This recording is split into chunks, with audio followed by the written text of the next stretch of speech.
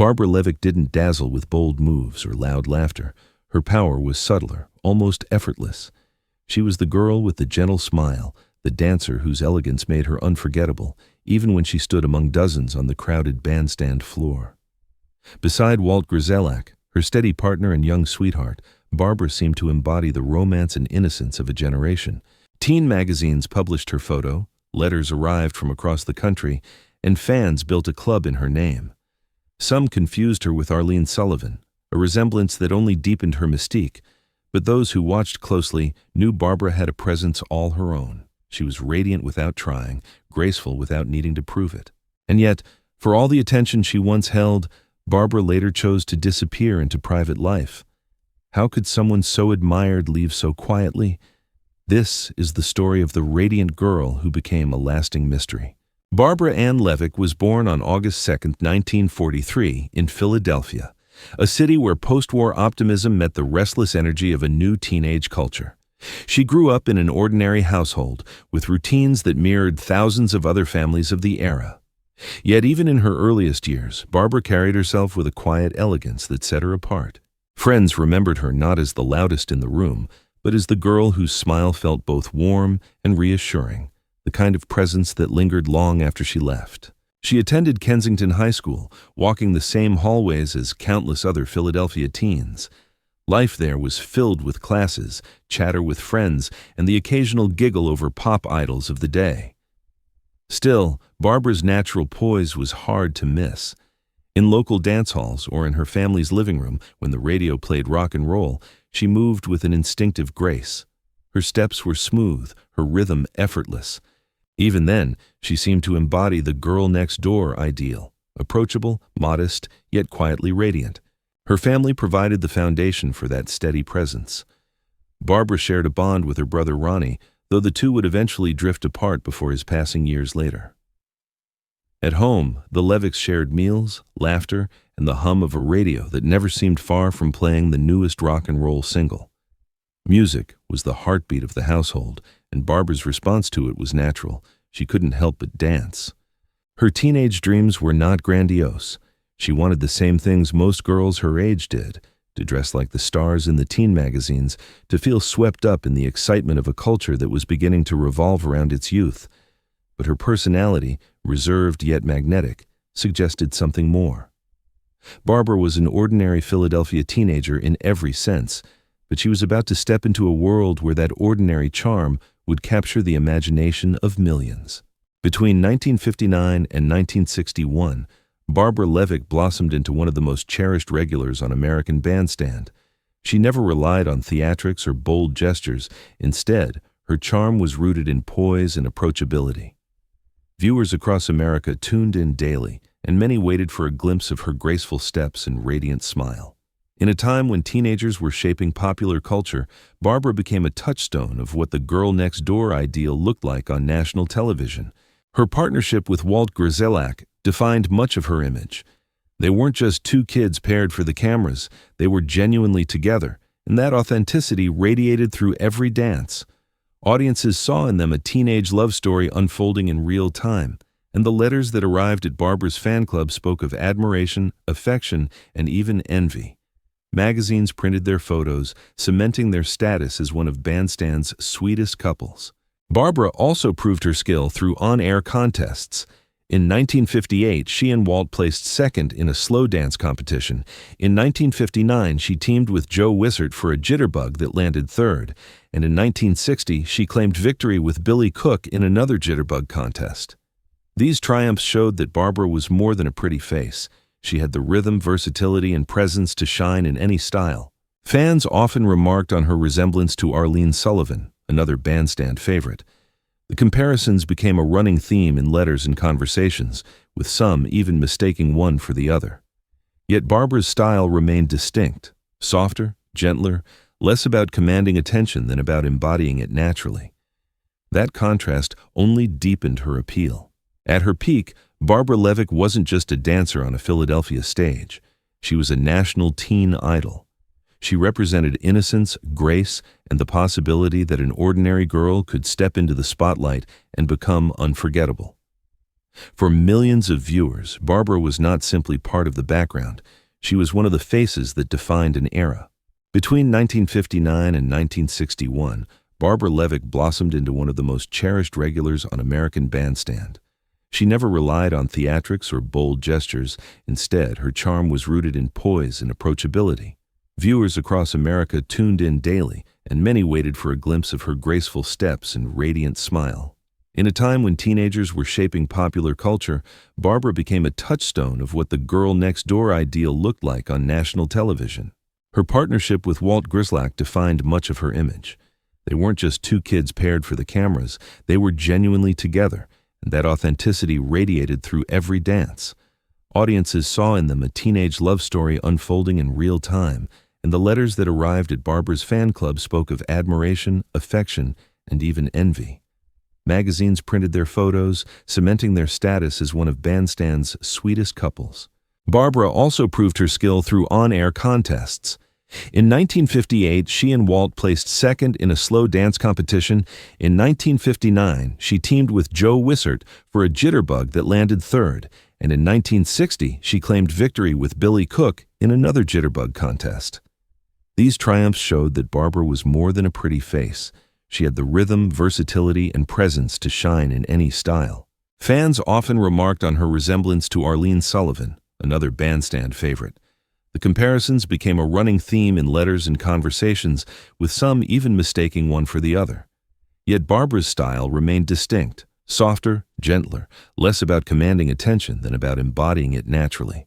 That contrast only deepened her appeal. At her peak, Barbara Levick wasn't just a dancer on a Philadelphia stage. She was a national teen idol. She represented innocence, grace, and the possibility that an ordinary girl could step into the spotlight and become unforgettable. For millions of viewers, Barbara was not simply part of the background. She was one of the faces that defined an era. While Barbara Levick's graceful presence made her a standout on screen, her story was also shaped by the relationships she built within the bandstand community. At the center of it all was Walt Grzelak, her steady partner and boyfriend during those years. Their chemistry was unmistakable. Each time they took the floor, Barbara's radiant smile blended seamlessly with Walt's confidence, creating an image that fans held onto long after the music faded. To many viewers, they embodied young love, pure and uncomplicated, set against the rhythms of rock and roll. But Barbara's connections extended beyond Walt. She danced with Mike Ballara, Bob Durkin, Joe Fusco, and Chuck Zamal, demonstrating her versatility and her warmth with fellow regulars. Photos captured her alongside Justine Corelli and Janet Hamill, highlighting the friendships that gave Bandstand its sense of community. Behind the cameras, Barbara was known as approachable and kind, someone who stayed clear of rivalries but was always part of the laughter and energy that filled the studio. Her popularity inspired a fan club that reached far beyond Philadelphia. Remarkably, it was organized by a devoted LGBT fan who helped keep Barbara's image alive through newsletters and letters shared among admirers. Teen magazines frequently mentioned her name or featured her in photos, reinforcing her growing visibility. And while fans often confused her with Arlene Sullivan, Barbara never seemed troubled by it. If anything, the comparison added a layer of intrigue, making her presence even more talked about. Behind the scenes, however, Barbara was not chasing stardom. She enjoyed the friendships, the dances, and the recognition, but she never treated it as a path to fame. That restraint, that refusal to seek more than what the moment offered, gave her an air of mystery. While others pushed to extend their time in the spotlight, Barbara remained content simply to be herself, radiant, understated, unforgettable. These behind-the-scenes bonds and moments cemented her as one of the program's most beloved figures. Yet, as is often the case with youth and fame, change was inevitable. For Barbara, the quiet poise that defined her would soon lead her away from the stage altogether. By 1961, Barbara Levick faced the same question that loomed over many regulars. How long could a teenager remain in the public eye before real life demanded something different? For Barbara, the answer came quietly. Schoolwork, family expectations, and the pressures of being on television began to weigh heavily. What had once been carefree afternoons at Studio B now felt like a delicate balancing act.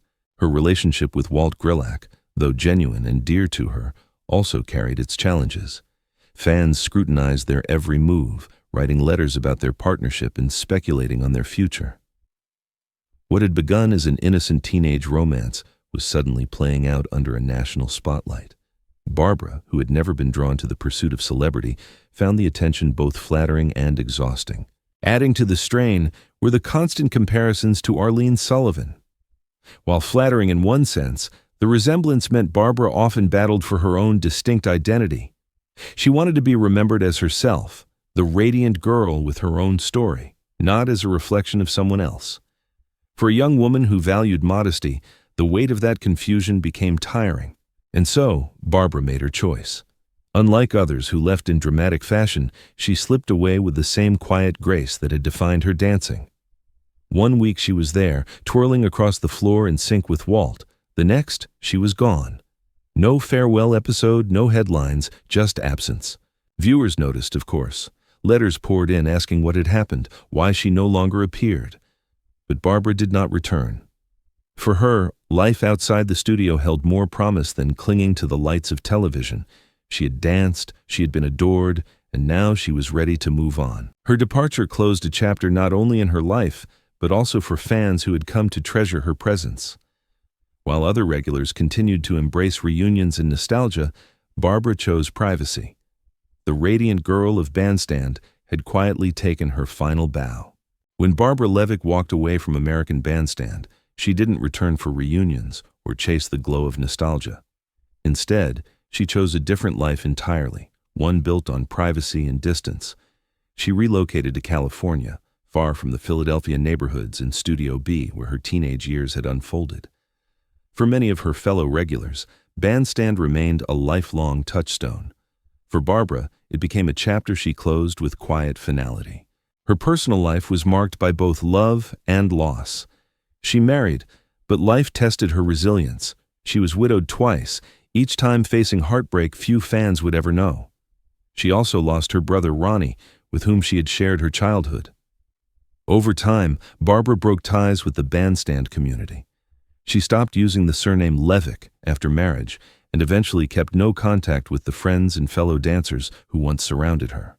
The radiant girl viewers remembered on television became in many ways untraceable, yet fragments of her life surfaced now and then.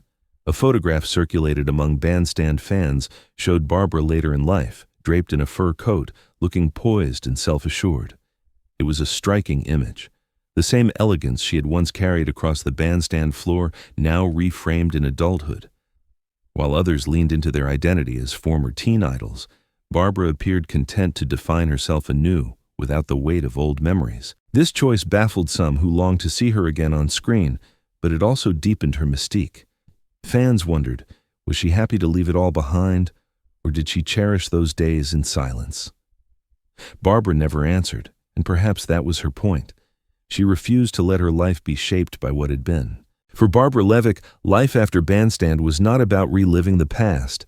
It was about carving out a future where she could simply be herself, private, dignified, and free from the spotlight. Barbara Levick's story is not one of endless fame, but of fleeting brilliance that refuses to fade. For a brief span between 1959 and 1961, she embodied everything viewers loved about American Bandstand: youth, elegance, and the thrill of seeing an ordinary teenager become extraordinary on national television. Her gentle smile, her graceful steps beside Walt Grzelak, and the way fans compared her to Arlene Sullivan cemented her place in the program's history. And yet, Barbara's decision to live privately has made her legacy even more compelling. She became a symbol of the countless young faces who stepped into the spotlight for a moment and then returned to lives unseen. Her silence, her distance, has only strengthened the memory of the radiant girl she once was. Were you watching when Barbara Levick lit up the bandstand floor? What image of her lingers most in your memory? The dancer, the smile, or the mystery she left behind?